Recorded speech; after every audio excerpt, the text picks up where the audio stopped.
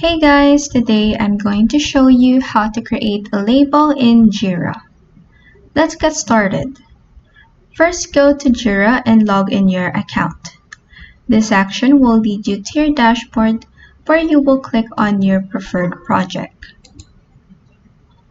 In this new page containing your project, click on the All Work tab from the navigation menu above.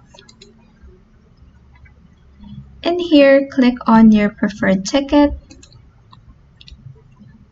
Then in this new page, you have this right panel containing the ticket's details. In here, look for the label section and click on the field next to it.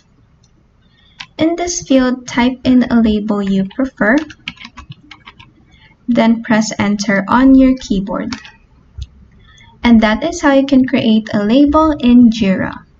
If this video helped you, please like and subscribe for more helpful tutorials.